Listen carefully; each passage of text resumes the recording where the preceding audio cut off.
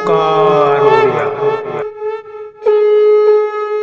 नमस्कार फ्रेंड्स, ओंकार ओडिया चैनल रे आपण मानकु स्वागत। फ्रेंड्स, आज क्षुद्र वीडियो रे एक शक्तिशाली संभोग वशीकरण मंत्र को शेयर करूची, जहाँकि उच्चारण दृष्टि जो भाव सरल, यार प्रयोगात्मक दृष्टि भाव सरल। यह आपनकर बहु प्राचीनतम प्रेम मंत्र अटे, जहाँकि सतत परीक्षित एवं प्रशंसित। जदि आपण कौनसी नूतन स्नेह प्रेम संपर्क सृष्टि करने संपूर्ण विफल अवस्था अच्छी, तेज शक्तिशाली मंत्रोक्त प्रक्रियाटी को गोटे थर प्रयोग करनियंतु। आपण जो स्त्री अथवा झील को मन मध्य से भाव दृढ़ता सह चाहते से निश्चित भाव आपणकर होई रहिबे। किंबा जदि आपनकर पुरातन प्रेम संपर्क टिए थिला, मनोमालिन्य कारण ता भांगी जाइछि, दुःखद ब्रेकअप रे परिणत होई जाइछि, जदि से ऊपर आपण याको प्रयोग करनेले तबे पुरातन ब्रेकअप समस्या मध्य तुरंत पुनरुद्धार घटिबो। से आपनको मने पकेकरी आपनकर सह पुनर्बार लव अटैचमेंट हबो। किंबा जदि आपनकर एबे स्नेह प्रेम लव रिलेशनशिप चली, मात्र आपको लगुच कि से आपको मन पकेबा कम कर दौरान आपन भीतर थिबा जो स्नेह प्रेमर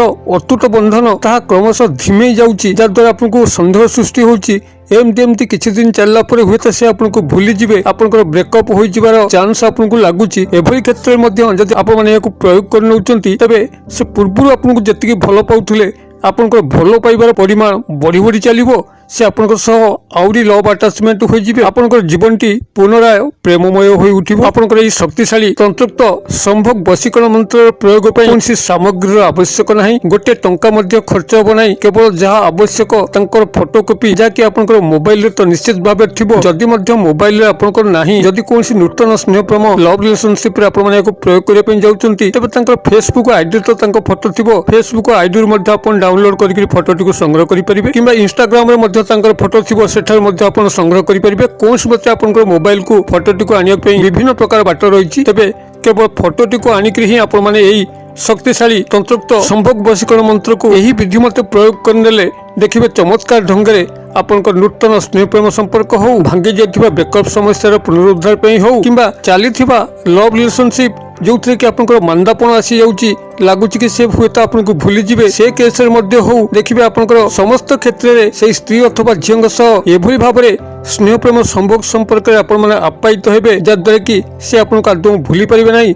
आपनको क्षण क्षण मने पकेबे, आपनको खोजी बुलिबे एवं तांको तरफरु ही से आपनको सब बेले प्रपोज करिवे। संभोग संपर्क हो किंबा लव अटैचमेंट रो अपील हो, से तांको तरफरु ही करिवे। आपन कोनसी हस्तक्षेप करिवार आवश्यक नाही। गुप्त भाबरे चुपचाप भाबरे आपण ए क्रिएटिव करिकरी बसी जांतु एवं परवर्ती चमत्कार आपनकर पिछा ही धरिबो। आपण चमत्कार को अंडालिया पे पड़िबो नाही। एही चमत्कार बहु प्राचीन बहु परीक्षित तंत्रोक्त संभोग वशीकरण मंत्र को आपण मानक पाखरे शेयर करिया पूर्व क्षुद्र निवेदन, जदि आपण आज प्रथम बार करके चैनल रे प्रवेश करचंती एवं एही भली कंटेंट रे आपनको रुचि रहउची, चैनल करे थिबा लाल कलर रो सब्सक्राइब बटन को क्लिक करी बेल आइकन को क्लिक करी एवं ऑल नोटिफिकेशन पर क्लिक करी चैनल को सब्सक्राइब करनियंतु, जेवल कि आमे जेतल मध्य आपण मानक सेवारे एही भली तंत्र मंत्र वीडियो अपलोड करिवु, ता सर्वप्रथम नोटिफिकेशन आपण पाखरे पहुंचीबो एवं से सब को आपण माने सर्वदो देखिकरी किछि ज्ञान आहरण करि परिबे। तबे फ्रेंड्स, एबे नजर पकेबा शक्तिशाली तंत्रोक्त संभोग वशीकरण मंत्र, जहाँकि बहुत प्राचीन, कहीं केउ मुनि ऋषि जुगरु मध्य ए तंत्रोक्त संभोग वशीकरण मंत्र प्रचलन अछि एवं एहाकु जेतल मध्य जे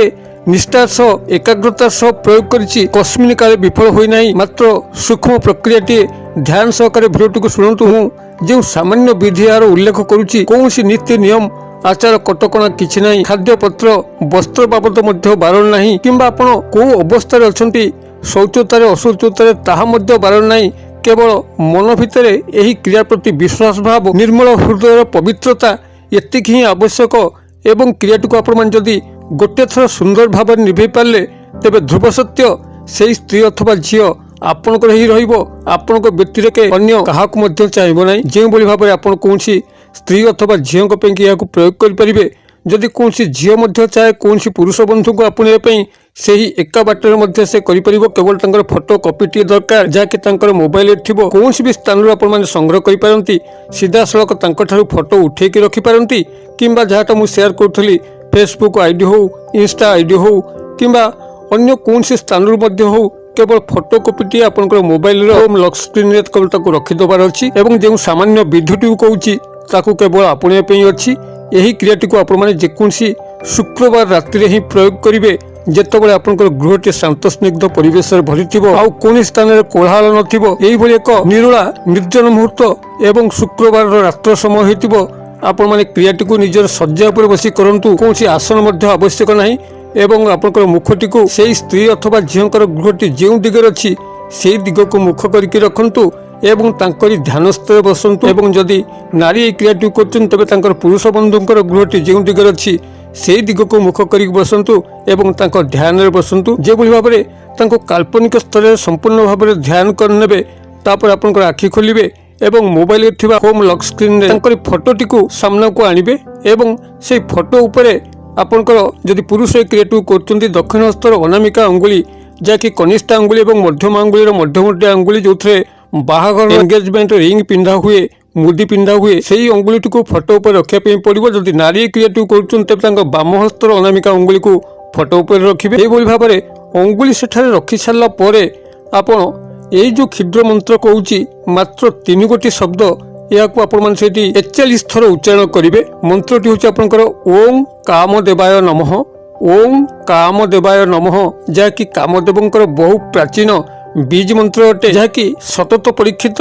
ଯଦି ଏକାଗ୍ରତା ଏବଂ ଭକ୍ତିର ସହ ଏହି ପ୍ରେମ ମନ୍ତ୍ରଟିକୁ କେବଳ ହୃଦୟର ସହ ଜପିଛନ୍ତି, କାମଦେବଙ୍କୁ ଡାକିଛନ୍ତି, ତେବେ ଧ୍ରୁବ ସତ୍ୟ ସେହି ସ୍ତ୍ରୀ ଅଥବା ଝିଅ ଆପଣଙ୍କର ପବିତ୍ର ପ୍ରେମର ମୂଲ୍ୟ ନିଶ୍ଚିତ ଭାବରେ ବୁଝିବ।